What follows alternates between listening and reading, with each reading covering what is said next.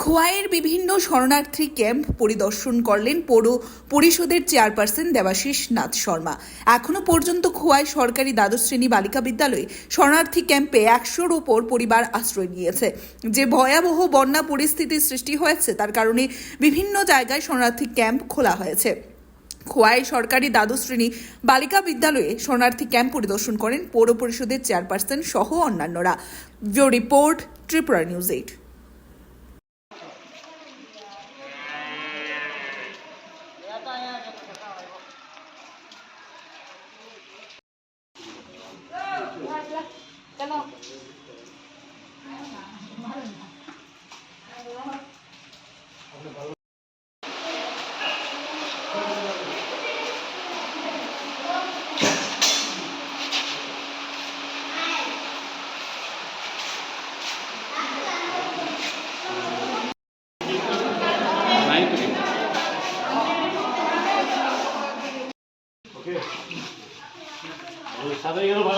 উদ্যোগে আজকে এখানে ত্রাণ শিবিরে এসেছেন, কি দেখছেন সার্বিক পরিস্থিতি এবং আপনাদের তরফ থেকে কি সাহায্য করেছেন?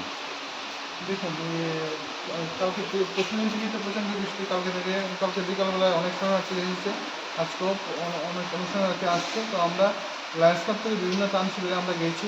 তো দেখলাম যে মানুষের যা যা দরকার, যে প্রশাসনের সঙ্গে কথা বলে, যে এই ডিএম তাদের সঙ্গে কথা বলে কী কী দরকার আছে।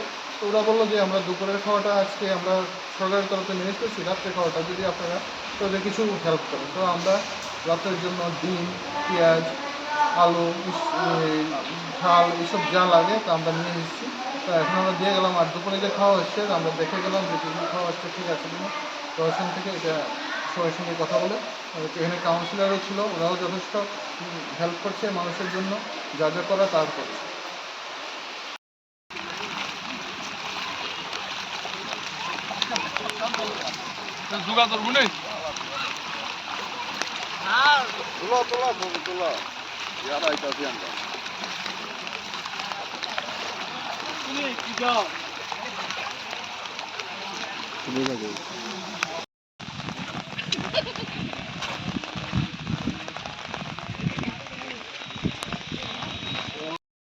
শরণার্থী এসেছে আপনার 125 ফ্যামিলি, লোক সংখ্যা হয়েছে যে আপনার 459। কটা থেকে গতকালকে মানে 20 তারিখের যেই শরণার্থীগুলো এসেছিল এই শরণার্থীর সংখ্যা হচ্ছে এত। তারপর আজকে 21 তারিখ আপনার কয়েক ফ্যামিলি আছে, আরও 7 ফ্যামিলি আবার 21 তারিখের আছে। মূলত কোন কোন জায়গা থেকে শরণার্থীরা এসেছে? 1 নম্বর ওয়ার্ড পশ্চিমগঞ্জ গ্রাম পঞ্চায়েতের 1 নম্বর ওয়ার্ড, 2 নম্বর ওয়ার্ড গোদারাঘাট। সবাইকে খোয়াই পৌর পরিষদ অঞ্চলে বিশেষ করে 13 নম্বর ওয়ার্ডে জেলা হাসপাতালের পেছনে নামাপাড়া, যেটা নামে পরিচিত, নামাপাড়াতে গতকালকেই জল ঢুকেছে। নামাপাড়া থেকে লোক আমরা একদম সুরক্ষিত স্থানে প্রেরণ করেছি, যেটা বয়েজ স্কুলে একটা শরণার্থী শিবির হয়েছে। গতকালকে ওইখানে 30 পরিবার ছিল। আজকে গতকালকে রাত্রে বৃষ্টি বাড়াতে জল বেড়েছে, সেই কারণে 7 নম্বর ওয়ার্ড, দ্যাট ইজ দশমীঘাট এলাকা, 6 নম্বর ওয়ার্ডের একটা অংশ মরা নদীর অঞ্চল এবং 5 নম্বর ওয়ার্ডের একটা অংশ পুরান বাজারের পেছন দিকটাতে জল জমেছে। তাদেরকে আমরা খোয়াই সরকারি দ্বাদশ শ্রেণী বালিকা বিদ্যালয়ে প্রেরণ করেছি। ওইখানে 120 ফ্যামিলির মতো ওইখানে আছে। প্রশাসন থেকে এবং পুর পরিষদ থেকে তাদেরকে থাকার ব্যবস্থা করা হয়েছে, খাওয়ার ব্যবস্থা করা হয়েছে। সকালবেলা যারা এসছে শিশুদের জন্য দুধ, জল, বিস্কিট সব দেওয়ার ব্যবস্থা হয়েছে। অন্যরা বড়রা যারা আছে তাদেরকে শুকনো খাবার দেওয়ার ব্যবস্থা হয়েছে এবং প্রশাসনের তরফ থেকে দুপুরে খাবার এবং রাত্রে খাবারের ব্যবস্থা করা হয়েছে। তারা খুব সুরক্ষিতভাবে আছে, তাদের যাতে কোনো অসুবিধা না হয়। আমি অন্তত 2 বার করে সবগুলো সাইড আমরা ভিজিট করেছি, যাতে তাদের কোনো অসুবিধা না হয়। তা বাদেও 1 নং ওয়ার্ডের মোল্লাপাড়ার যেই অঞ্চলটা, সেই অঞ্চলটাতে প্লাবিত হয়েছে, যেটা মসজিদ অঞ্চল। তাদেরকে বলে এসেছি যদি তারা বাড়িতে থাকতে অসুবিধা হয় পূর্ণিমা স্কুলে তারা যাতে শিফট করে, আমরা প্রশাসনের তরফ থেকে পূর্ণিমা স্কুলেও একটা শেল্টার হাউস আমরা করার ব্যবস্থা করছি। তা বাদে সর্বত্রই আমাদের কার্যকর্তারা সবার সাথে কথা বলছে, যার যার অসুবিধা হচ্ছে তাদের অসুবিধাগুলো দূর করার জন্য তারা সক্রিয়ভাবে সহযোগিতা করছে এবং প্রশাসনের যে ব্যাপক সহযোগিতা, এই জন্য এই বৃষ্টিতে যারা বানভাসী হয়েছে তাদের কোনো অসুবিধা হবে বলে আমার মনে হয় না।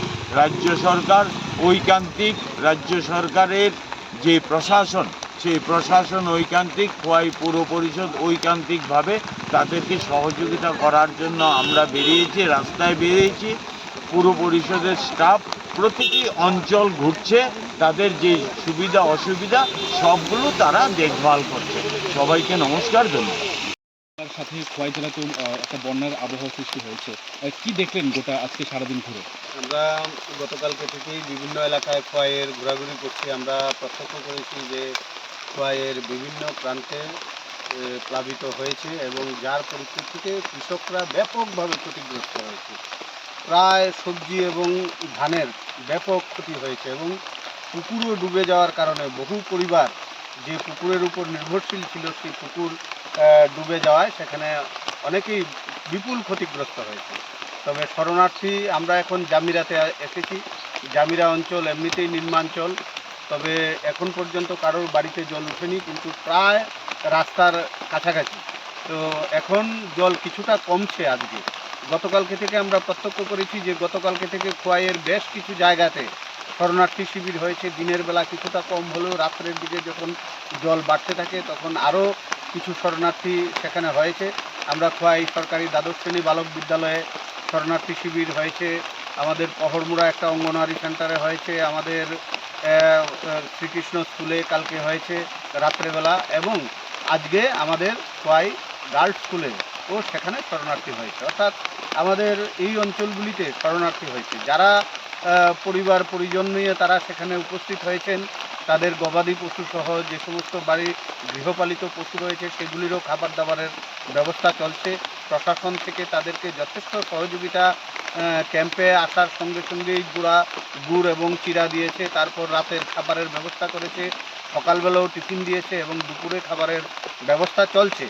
তো আমরা প্রত্যেকটা জায়গাতেই ঘোরাঘুরি করছি, আমরা দেখছি যে মানুষ সত্যিকার অর্থেই এই জনপ্লাবনে প্রচণ্ড ক্ষতিগ্রস্ত। তো আমরা আমাদের রাজ্য সরকার অবশ্যই সেখানে বিশেষ ভূমিকা নিয়েছে এবং আজকে শরণার্থী ক্যাম্পগুলো শুধু নয়, পরবর্তী সময়ে ক্ষতিগ্রস্ত মানুষের পাশেও আমাদের সরকার থাকবে, এটা নিশ্চিত। তো আমরা সবার কাছে একটা বিশেষ আবেদন রাখতে চাই এই সংকটময় মুহূর্তে, বিশেষত যুব সমাজের কাছে প্রত্যেকটা এলাকায় যেন তারা সচেতনতার সঙ্গে সতর্কতার সঙ্গে প্রতিটা মানুষের পাশে থাকে, অসুবিধাগ্রস্ত মানুষের পাশে যেন আমরা একে অপরে এগিয়ে আসতে পারি, এই আবেদন সমগ্র খোয়াইবাসীর কাছে আমি রাখছি। এবং সতর্ক থাকা, সচেতন থাকা, সর্বদা প্রশাসনের সঙ্গে যোগাযোগ রাখা, প্রয়োজনে যেন আমরা সকলে এগিয়ে এসে সহযোগিতার হাত বাড়িয়ে দিতে পারি, এটাই আমি বলবো। এবং আগামী দিনে আমরা ভারতীয় জনতা পার্টির পক্ষ থেকে ঘোরাঘুরি করে সমস্ত জায়গার খোঁজখবর নিয়ে চলেছি এবং যে শিবিরগুলি হয়েছে সেগুলিতেও আমরা খোঁজখবর রাখছি, প্রতিনিয়ত যাচ্ছি এবং আমরা দেখছি যে সব কিছু ঠিকঠাকই আছে এবং আমরা দল হিসাবেও সর্বতোভাবে সমগ্র মানুষের পাশে রয়েছি। সবাইকে নমস্কার।